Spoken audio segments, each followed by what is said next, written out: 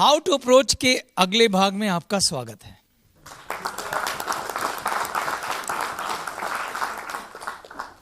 इस भाग में मैं आपको यह बताना चाहता हूं कि लोग किस किस तरह के होते हैं। क्या सभी लोग एक जैसे होते हैं? जैसे आप हैं वैसे ही सब लोग हैं? ये सब अच्छे से जानते हैं कि भगवान ने सब लोगों को अलग अलग तरह का बनाया है ना? अलग अलग तरह का बनाया ना? लोगों को वैसे तो अगर मैं बांटने लगूंगा तो बहुत सारी कैटेगरी में बंट जाएंगे, पर लोगों को उनके बिहेवियर के आधार पर मैंने मोटे तौर से 4 तरह के लोगों में बांटा है। यह बात मैं आपको इसलिए सिखा रहा हूं ताकि आपको समझ में आए कि लोग किस किस तरह के होते हैं, और जो व्यक्ति जिस तरह का है आपको उसको वैसे ही डील करना चाहिए। जैसे कि मैंने शुरुआत में कहा था कि मैं आपको कम्युनिकेशन स्किल सिखाना चाहता हूं। कम्युनिकेशन स्किल यानी बात करने का तरीका। बात करने में 2 लोग शामिल होंगे, एक आप और दूसरा व्यक्ति। आप दूसरे व्यक्ति से बात कैसी करेंगे इसके लिए जानना आवश्यक है कि दूसरा व्यक्ति किस तरह के प्रवृत्ति का है, किस तरह के व्यवहार वाला है, और अगर आप उसके साथ उसी हिसाब से बात करेंगे तो आप बातचीत कर पाएंगे। तो बातचीत करने की भी एक कला होती है जिसे हम कम्युनिकेशन स्किल कहते हैं, और जिस व्यक्ति की कम्युनिकेशन स्किल अच्छी होती है वो लगभग हर क्षेत्र में तरक्की करता है। इसीलिए मैंने इस पार्ट को इस क्लास के अंदर डाला है। तो मोटे तौर पर मैंने लोगों को 4 तरह के लोगों में बांटा है। पहले पार्ट में जो लोग आते हैं उनको मैंने बोला है खोजी। क्या बोला है? खोजी। ये कैसे लोग होते हैं? जब आप तरह तरह के लोगों से मिलेंगे तो उनमें से एक कैटेगरी ऐसी आती है लोगों की जो बड़े ही ज़्यादा एनालिटिकल होते हैं। एनालिटिकल मतलब जब आप उन्हें बिजनेस प्रेजेंटेशन दिखाएंगे तो वो आंकड़ों और तथ्यों की बात करेंगे, वो आपकी हर बात पे शक करेंगे, वो कहेंगे मैं गहराई से बिजनेस को समझना चाहता हूं, वो आपसे एक एक कैलकुलेशन पूछेंगे, वो बिजनेस प्लान को डिटेल में समझना चाहेंगे, वो आपकी हर बात पे सवाल करेंगे, वो विस्तार से सब कुछ जानना चाहते हैं। ऐसे लोगों को खोजी कहता हूं मैं। ये लोग तर्क के आधार पर फैसला लेते हैं।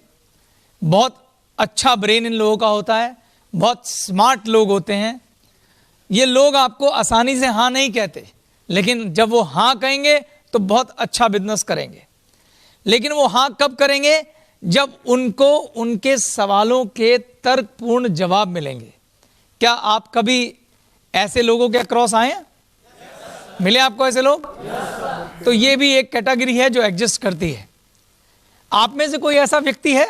रेज द हैंड, जिसने बिजनेस शुरू करने से पहले वक्त लगाया हो, चीजों को समझा हो। प्लीज यहां बाहर आइए, निकल के इधर आइए। Very good. मिलिए खोजियों से। इन खोजियों के लिए तालियां होनी चाहिए।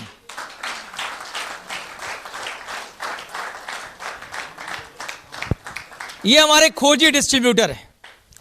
ऐसे लोग बहुत गहराई से जाके बिजनेस को समझते हैं, और जब ये शुरू करते हैं तो फिर इनका आत्मविश्वास भी बहुत ऊपर होता है, क्योंकि इन्होंने पूरे आंकड़ों पे काम किया होता है, पूरी कैलकुलेशन को समझा होता है, इनके खूब सारे सवाल होते हैं। अगर आप किसी खोजी को सेमिनार दिखाएंगे, पहले दिन वो हाँ कर दे इसके चांस बहुत कम है।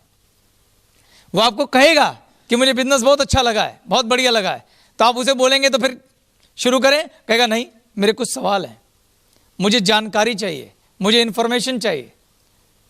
और अगर आपने पूरी निपुणता के साथ उनके सवालों के जवाब दिए, उनको सेटिस्फाई किया, ये वक्त लगा सकते हैं 3 दिन, 4 दिन, 10 दिन, 15 दिन, कभी 1 महीना भी, फिर ये आपको यस कहेंगे।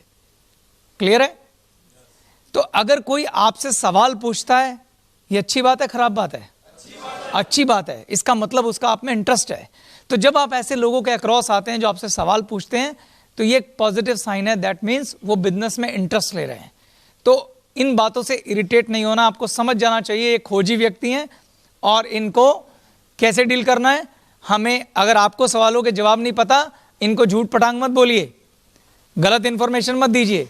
अपने सीनियर से मदद लीजिए, एक्सपर्ट को बुलाइए, चाहे वो प्रोडक्ट हो या बिजनेस प्लान हो, इनको पूरी जानकारी दीजिए। ठीक है। अब खोजियों को इनवाइट कैसे किया जाता है? अगर मैं अपनी वार्म मार्केट और हॉट मार्केट में अगर झांक रहा हूं और वो लोगों को मैं अच्छे से जानता हूं, तो क्या मैं जज कर सकता हूं कि उनमें खोजी कौन होगा? जज कर सकता हूं ना, क्योंकि अपने जीवन में वो ऐसे ही हैं। वो हर बात पे एनालिसिस करते हैं, हर बात की गहराई में जाते हैं। तो जो आपकी लिस्ट में खोजी हैं, उनको इनवाइट करने का तरीका क्या हो सकता है? मैंने आपको वो सिंपल फार्मूला दिया था। क्या? पहला तो मैं जल्दी में हूं, और दूसरा क्या था? तारीफ। और तारीफ कैसे करनी है? मेरे लिए इसमें क्या है और मैं क्यों। तो अगर कोई खोजी है तो उसका मैं क्यों का अगर जवाब देना हो तो हम उसे क्या बोलेंगे? हाय संजय, कैसे हो यार? देख, मैं तेरी एक बात का बहुत कायल हूं कि जब भी तू कोई फैसला लेता है ना, तो बड़ा तर्कपूर्ण फैसला लेता है, उसकी गहराई में जाता है, उसकी छानबीन करता है, पूरी कैलकुलेशन करता है। तो मेरे पास ना एक बहुत अच्छा बिजनेस प्रपोजल आया है, मोटे तौर पे मुझे बड़ा अच्छा लग रहा है, पर मैं चाहता हूं कि तू भी इस बिजनेस को देख, गहराई से समझ, और अगर तुझे अच्छा लगा तो मिलके कर सकते हैं। तो जब उसको आप उसकी वो तारीफ देंगे जो उसे चाहिए, और वो जानता है कि मैं ऐसा हूं, तो ये वैसा ही है जैसे आपने उसकी प्लेट में गरम गरम हलवा दे दिया। वो कहेगा मुझे किसी चीज़ की एनालिसिस करनी है, किसी बारे में कैलकुलेट करना है, तो he will love it to do it. वो ये करने के लिए, वो ऐसा करने में बहुत खुशी महसूस करेगा। Got it? तो आपको पता होना चाहिए आप किससे डील कर रहे हैं। Thank you. Give a big hand for खोजीज।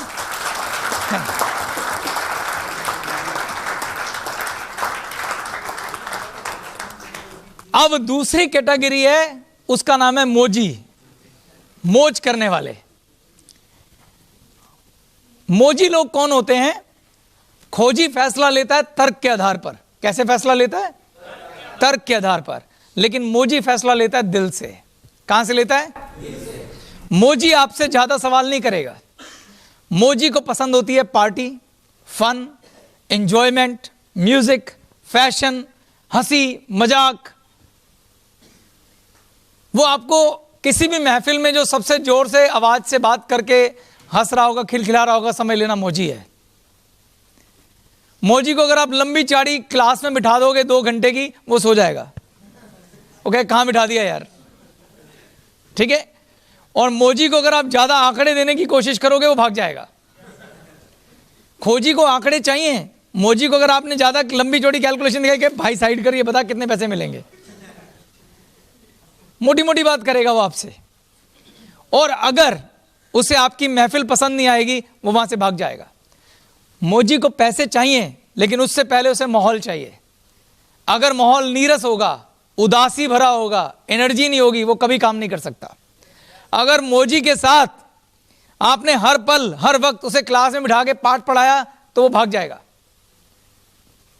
वो दिल से काम करता है। कौन? मोजी। आप में से कुछ मोजी हैं? हाथ खड़ा करो और यहां आ जाओ।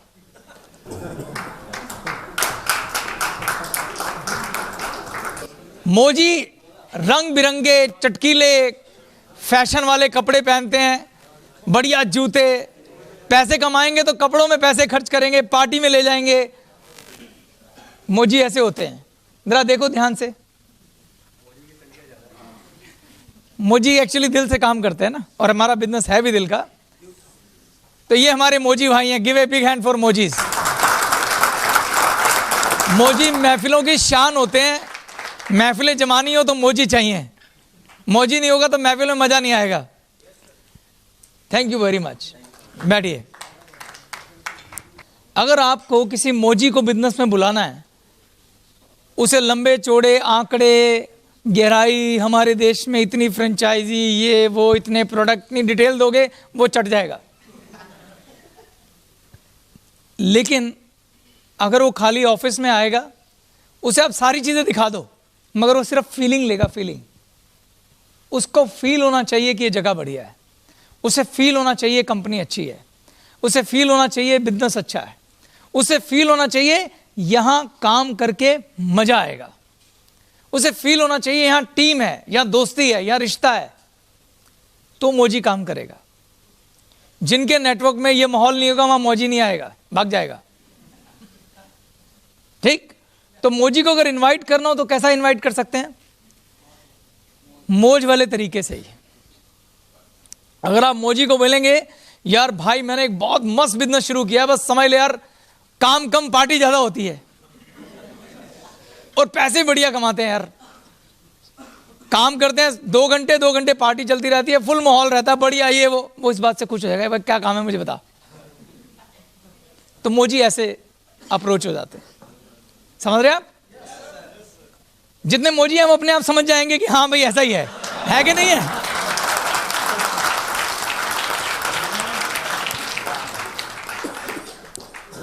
उन्हें पैसा चाहिए लेकिन उससे पहले मौज चाहिए। अगर मौज की कॉस्ट पे पैसा है तो पैसा नहीं चाहिए। ये मौजी होते हैं। तीसरा कैरेक्टर आता है समाज सेवी। और खूबसूरत बात यह है कि हमारी कंपनी में ना सबके लिए सब कुछ है। मौजियों के लिए मौज है, खोजियों के लिए बिजनेस है कि नहीं है? चलिए आगे चलते हैं। तीसरे हैं समाज सेवी। समाज सेवी हमेशा ऑफ कोर्स रेस्पेक्ट के दावेदार हैं, यस और नो? समाज सेवी कैरेक्टर को ज्यादा पैसे से लेना देना नहीं है। पैसा मिल जाए कोई दिक्कत नहीं है, पर वो लोग वहां इंक्लाइंड होते हैं जहां लोगों का जीवन बदलता है। ये लोग हमेशा दूसरों की मदद करने के लिए तैयार हैं और ऐसे काम को प्रायोरिटी देते हैं जिस काम को करने से किसी की लाइफ चेंज होती हो। इनके लिए पैसा महत्वपूर्ण नहीं है। अगर आप इन्हें बड़ी बड़ी बातें करोगे, बहुत पैसा है, ये है वो है, थोड़ा कटेंगे। समाज सेवी व्यक्ति को खुशी मिलती है दूसरे की मदद करके। वो कहेंगे पैसा मत दे, ये बता। ये लोग दिल से दूसरों की मदद करने के लिए हमेशा तैयार रहते हैं। ये लोग भी होते हैं, ये सोशल वर्कर होते हैं। ऐसा कोई भी काम जिससे लोगों की लाइफ बेहतर होती हो, जैसे कि टीचिंग, टीचर, ये सब लोग समाज सेवी होते हैं। जैसे हमारी मदर टेरेसा रही हैं, समाज सेवा। उनसे जाके कोई बोले कि आओ जी आपको रिलायंस के शेयर खरीदवा देता हूं, वो कहेंगे अपने घर रख, मुझे नहीं चाहिए। तो समाज सेवी व्यक्ति को अगर हमारे बिजनेस में इनवाइट करना हो तो हमारे बिजनेस में समाज सेवा का कोई मौका है कि नहीं है? मौका ही मौका है। हमारा बिजनेस ही समाज सेवा है। अगर आप ये देखो, मैंने हमेशा बोला है जिंदगी में नजरिया बहुत इंपॉर्टेंट होता है। अगर आपका नजरिया ये है कि मुझे इस बिजनेस में लोगों का जीवन बदलना है, तो इससे बड़ी समाज सेवा नहीं है। मैं ये जानता हूं कि दुनिया में कोई भी ऐसा बिजनेस नहीं है जहां सब लोग सफल हो जाते हैं in the term of money. Clear? दुनिया के हर बिजनेस में लोग फेल भी होते हैं, लोग पास भी होते हैं, लोगों लाखों रुपए का बिजनेस खोलते हैं, अगले साल बंद कर देते हैं। वो यहां भी अपवाद नहीं है, यहां भी लोग बिजनेस छोड़ देते हैं। लेकिन मेरी ये इच्छा है और मैं चाहता हूं आप सबकी भी इच्छा हो कि जो व्यक्ति भी हमारी कंपनी में एक बार कदम रख दे, चाहे वो पैसों से कामयाब हो या ना हो, हमारा ट्रेनिंग, हमारा एजुकेशन, हमारी चाहे वो SCP हो या हमारे डिजिटालय हो, किसी ना किसी माध्यम से उसके जीवन में ऐसा ज्ञान दे दें, ऐसी ट्रेनिंग दे दें कि वो किसी ना किसी क्षेत्र में उसके काम आए और वो कामयाब हो जाए। यानी वो दुनिया के किसी भी कोने में रहे, ग्लेज उसके दिल में रहनी चाहिए। ये प्रयास हमें करना चाहिए।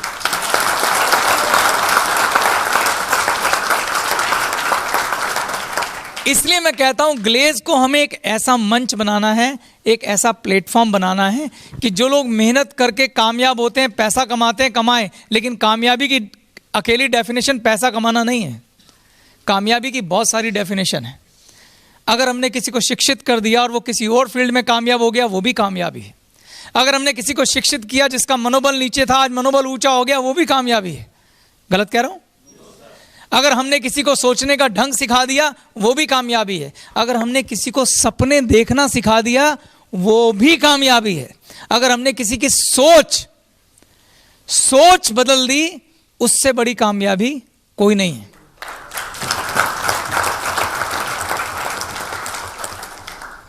तो अगर आप ऐसे लोगों से मिलते हैं जो समाज सेवी हैं, उनके लिए भी हमारी कंपनी में करने के लिए बहुत कुछ है। डिजिटालय है, SCP है, ट्रेनिंग प्रोग्राम है, वो सारे के सारे training programme, self empowerment programme digital अपने आप में इतने सशक्त हैं कि किसी का भी जीवन बदल सकते हैं। Biggest social work in this world क्या है? टीचिंग। और हमारे काम में क्या है? Teaching, teaching, teaching. बाहर के स्कूलों में मुझे नहीं पता क्या सिखाते हैं, मुझे नहीं मालूम बाहर के स्कूलों से सीखने के बाद आदमी कहाँ तक जा सकता है, पर मैं एक बात जानता हूँ कि ग्लेज में जो हम सिखाते हैं उसमें हम आदमी को अंदर से बदल के रख देते हैं।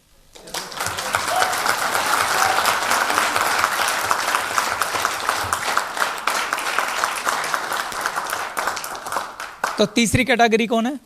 समाज सेवी। क्या हमारे बीच में कोई समाज सेवी भी बैठे? प्लीज आगे आइए, आपका स्वागत है। आप कंपनी के किसी समाज सेवा वाले कार्यक्रम से जुड़े हुए हैं? आप में से कोई हाथ खड़ा करो। ये देखो, मैंने कहा था ना आपसे, वो ढूंढ लेंगे रास्ता। जो समाज सेवी होगा वो अपने आप रास्ता ढूंढेगा, वो कंपनी में वही कर रहा है जो करने के लिए आए हैं। Welcome, very good. वैसे तो आप सब समाज सेवी हैं क्योंकि आप ट्रेनर हैं। आप सबके लिए big hand. Thank you very much. Please बैठिए। सरबजीत समाज सेवी के ऊपर एक अप्रोच बताना चाहते हैं। वैसे आपके हाथ में अभी एक कागज है, आपने चारों चीजें पढ़ी हैं जो चेतन सर ने लिखी हुई हैं? कौन कौन सी हैं? है ना, ये चारों चीजों को अगर आप इकट्ठा कर दें तो एक नाम बनता है और वो नाम है चेतन हांडा।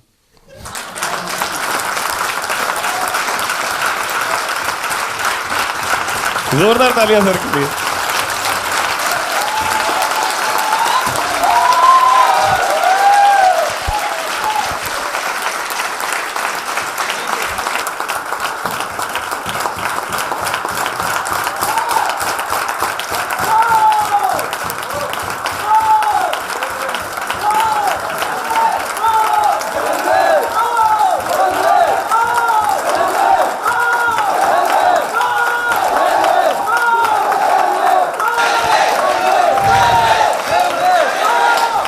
Thank you very much, thank you. मैं कहने कुछ और उठा था पर अपलाइन है इसलिए अपने इमोशंस नहीं रोक पाया। आप में से कितने लोग हैं जिन्होंने सुल्तान मूवी देखी है? क्या बात है, फिर तो बहुत आसान हो गया आपसे बात करना। अच्छा, मेरी एक आदत है, मैं मूवीज जब देखता हूँ ना तो ज़्यादा बारीकी से देखता हूँ। तो आप में से कितने लोगों को शौक है मूवी को बारीकी से देखने का? तो फिर आपको, अरे वाह, सारे ही हीरो बैठे हैं यहाँ तो हैं।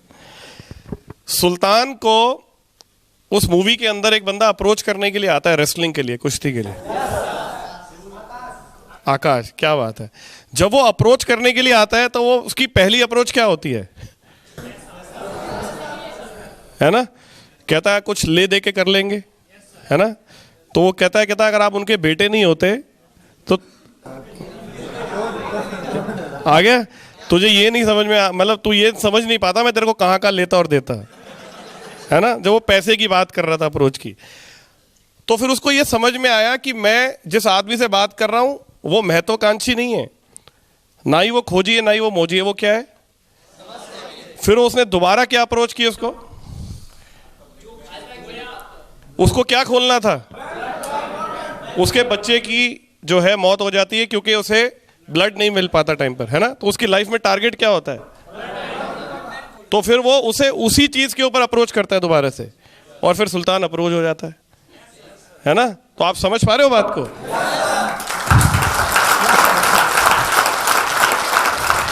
Thank you so much sir, thank you. बहुत उम्दा और खूबसूरत एग्जाम्पल, बहुत खूबसूरत। यही क्रक्स है। 2 सवाल मेरे लिए इसमें क्या है और मैं क्यों? सुल्तान को दोनों सवाल के जवाब मिले और वो आ गया। और मैं अलग अलग पर्सनैलिटी बता रहा हूं, वो इसलिए बता रहा हूं क्योंकि आपको समझ में आए कि जो समाज सेवी है उसे महत्वाकांक्षी वाली अप्रोच मत कर देना, जो खोजी है उसे मोजी मत समझ लेना, और जो मोजी है उसे खोजी वाली बात मत कह देना। क्लियर है ना? तो समाज सेवा के आगे बढ़े। चौथा और आखिरी करेक्टर है महत्वाकांक्षी।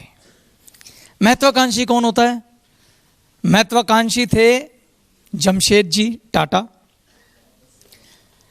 एंटरप्रेन्योर्स, बिजनेस ओनर्स, टाइगर की आंख, उन्हें बोलते हैं महत्वाकांक्षी। जो लाइफ में बड़े सपने देख सकते हैं और उनको करते भी हैं। तो जो अच्छे बिजनेस चला रहे हैं जनरली वो महत्वाकांक्षी हैं। उनको टाइगर की आंख का मतलब एक ही बात समझ में आती है, धंधा पैसा, और वो टू द पॉइंट बात करना चाहते हैं। महत्वाकांक्षी लोग टाइम के बड़े वो होते हैं। अगर आपने उन्हें ज्यादा डिटेल देने की कोशिश की तो सुनेंगे नहीं।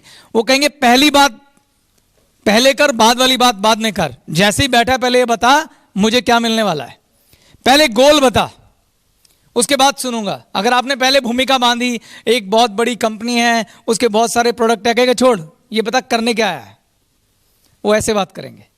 वो आप उन्हें अगर 2 घंटे की प्रेजेंटेशन देंगे वो सुन नहीं पाएंगे, वो कहेंगे आधे घंटे में बता क्या करना है। तो उन्हें पहले बताना पड़ेगा कि वाई आई एम हेयर। उनसे बात ही ऐसे शुरू करनी पड़ती है। यानी कि अगर कोई महत्वाकांक्षी व्यक्ति है जो बहुत एम्बिशियस है, एंटरप्रेन्योर है, सीरियस आदमी है, वो आपका बिजनेस देखते थोड़ी देर में ही समझ जाएगा कि इसके अंदर कितना पोटेंशियल और मैं क्या कमा सकता हूं। टाइगर की आंख बोलते हैं उनको। अगर बिजनेस जैसे उन्होंने देखा, आपसे ज्यादा सवाल नहीं करेंगे खोजी की तरह, उनको फटाफट समझ आ जाएगा क्या है और फटाफट फैसला लेंगे, टाइम वेस्ट नहीं करेंगे, धमाके करेंगे धमाके। ऐसे लोग लंबी लंबी प्रेजेंटेशन नहीं सुनते।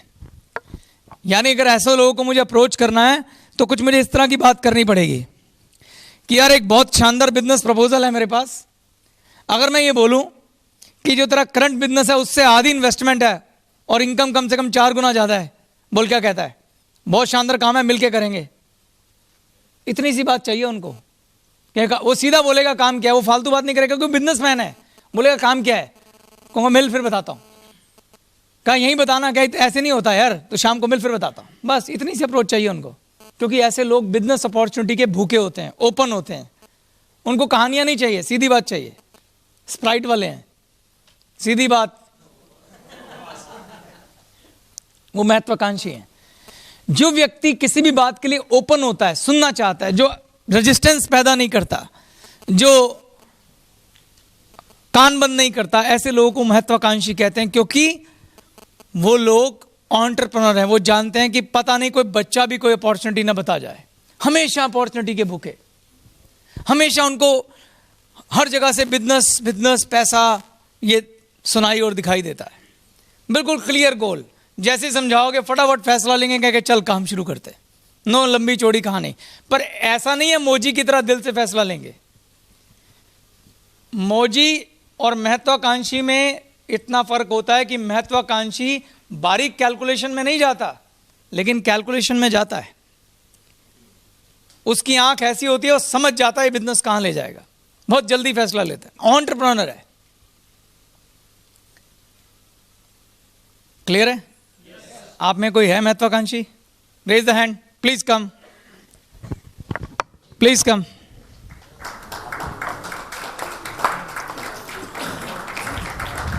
बहुत शार्प होते हैं लोग। ज्यादातर लोगों के नेटवर्क बुड़ुम से ऊपर जाते हैं इनके। बैठिए, आइए। Give a big hand for महत्वाकांक्षी।